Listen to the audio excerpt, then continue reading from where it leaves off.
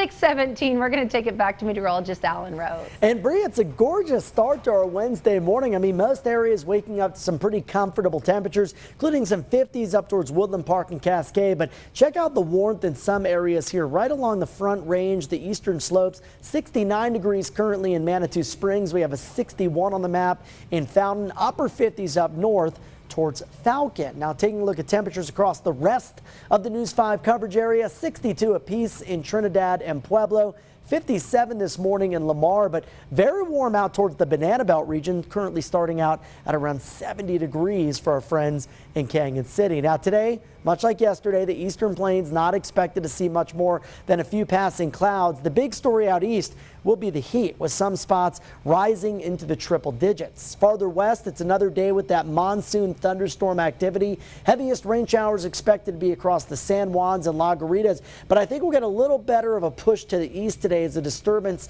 moves out of the mountains. A few isolated thunderstorms possible late this afternoon into early this evening for the I-25 corridor. Now, the main threat for those storms that reach the urban corridor today is going to be wind as opposed to rain. The reason why: very dry air at the lower levels right near the Earth's surface, and that means any energy or moisture that comes from high aloft and moves towards the ground, it still has to go in that direction, but it'll evaporate. So that energy hits the ground as wind as opposed to rain. It fans out, and that's where you can see those outflow gusts as high as 40, even 50 miles per hour. High pressure brings the heat today, and as it moves east across the state late this week, settles into the high plains. This system is not going to move much in that long-term forecast, and this could mean a prolonged period of generally dry and hot conditions for southeastern Colorado through at least the next 5 to 7, even 10 days, some of the models suggest. All right, here's a look at today's heat. 100 in Pueblo, 101 La Junta, 93 in the Springs, 89 in Monument.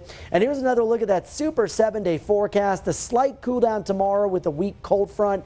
By Friday into Saturday, we are back to the 90s. And although that 92 is well above average, not quite to a record, that would be 95 set back in 2002. For Pueblo, I've got a one and done shower chance today. Again, probably more wind than anything else. If a storm develops near you, watch out for some of those gusty outflow winds. Back up to near triple digits on Friday, Saturday, and Sunday. Little change extending into early next week. Canyon City, a steady diet of 90s in your super 7-day forecast. Maybe an isolated storm Friday to Saturday, but again, most of that rain is going to stay near the Continental Divide areas to the west. That's where the monsoon will be most active. Woodland Park, I've got 80s through the upcoming weekend with a chance of thunderstorm today and again returning Friday, Saturday.